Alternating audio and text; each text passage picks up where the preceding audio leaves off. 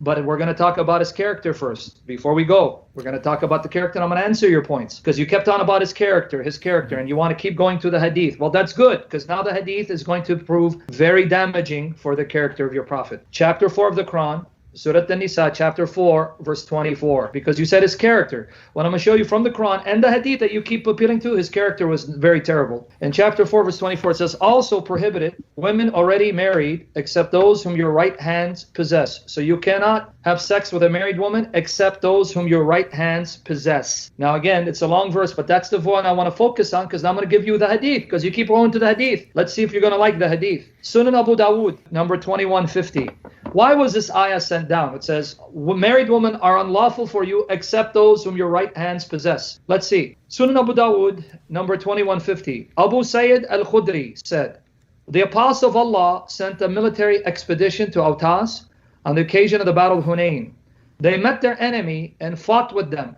They defeated them and took them captives. Some of the companions of the Apostle of Allah were reluctant to have intercourse with the female captives in the presence of their husbands who were unbelievers. So Allah, the Exalted, sent down the Quranic verse, and all married women are forbidden unto you, save those whom your right hands possess. You keep saying Muhammad's character, and he never drank. Okay, here is an ayah that your prophet said Allah gave to him, the illiterate prophet, because you said he's illiterate, so you recited it. No, don't worry. Those women you took captive, their husbands are alive, don't worry about it. Even though they're married, even though this is adultery and it's rape, Allah said you can go ahead and have sex with them. It doesn't matter if their husband's alive. Are you telling me, alhamdulillah, I want you to answer this question, because there's a lot of... Which verse? Chapter 4, verse 24. Surah An-Nisa, 424. And I just gave you the hadith, because you keep going to the hadith. Please don't tell me the hadith is da'if. It's not. Okay, so now are you telling me in front of everyone, this is what I want everyone, because there are a lot of non-Muslims here, and if you read their comments, look, they're saying disgusting. You're telling me a married woman who's been taken captive by Muslims who attack a city is going to say, oh yes, have sex with me even though my husband's alive? This is what we call adultery and rape, and you're okay with this?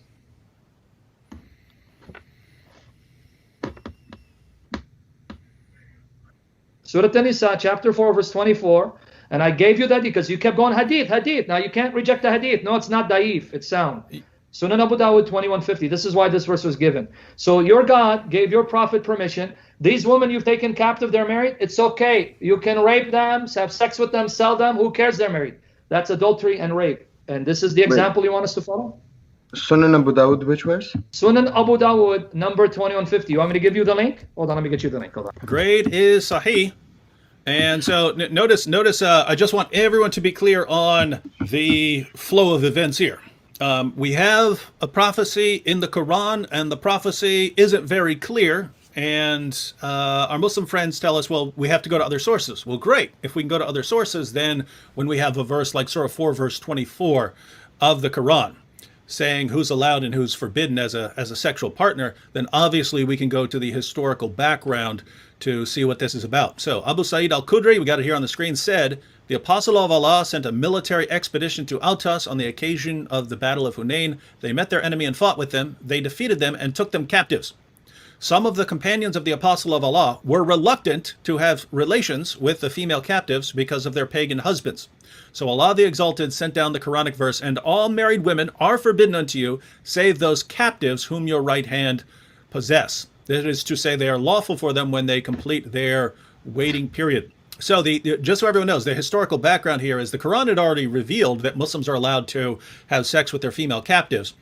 But in other situations, there were times when the men had been killed, and so all that were left were the women. And so the question was, what about what do you do with the women here? Well, it's not adultery because the women's husbands have been killed in battle, but this time they captured the men and the women, the husbands with their wives. And so Muslim men were worried, hey, is it okay for me to have sex with these women when they're married? Isn't that adultery, Muhammad? And then Allah reveals, no, that's true. Notice the verse, ladies and gentlemen. All married women are forbidden unto you, except the captives whom your right hands possess. So true, you're not allowed to have sex with married women unless you've captured them, which you just have with these women who are still married to their pagan husbands. So, Abdullah, what do you think about this? Yeah, what I want to say about this is obviously I can't refute a um, law. I was just going through the Islamic views, and I can only do one thing, and that is to confirm that. But even though it was allowed, we have multiple examples that the Prophet said that freeing a slave on multiple occasions, he said that freeing a slave would be um, the one of the best deeds to do, and that would earn you a lot of reward. But when he wasn't busy being scooped onto a slice of apple pie, he was setting an example for his followers by keeping a tight rein on all his black slaves. Sahih al-Bukhari 72:63. Narrated Umar, I went to the house of the Prophet, and behold, Allah's messenger was staying in a mashraba, and a black slave of Allah's messenger was at the top of its stairs. I said to him, tell the Prophet that here is Umar bin al-Khattab. Then he admitted me. Sahih al-Bukhari 61:61. Narrated Anas bin Malik, Allah's messenger was on a journey, and he had a black slave called Anjasha, and he was driving the camels very fast, and there were women riding on those camels. Allah's messenger said, Waihaka, O Anjasha, drive slowly the camels with the glass vessels, i.e. the women. In Provisions of the Afterlife, pages 30 to 31, Ibn Qayyim al-Jawziyya lists 28 of Muhammad's male slaves and 12 of his female slaves. Some of these slaves were black, some were not. Muhammad renamed one of his black slaves Safina, which means ship. He called his slave Ship because he would load up the slave like a ship and make him carry everything. Muhammad apparently thought that black slaves were worth less than Arab slaves, since he once traded 2 of his black slaves for an Arab slave he wanted to set free because the Arab slave had converted to Islam. We know that Muhammad had sex with his female slaves because he eventually got one of them pregnant. But don't worry, a white leader getting a slave girl pregnant is only creepy when Thomas Jefferson does it.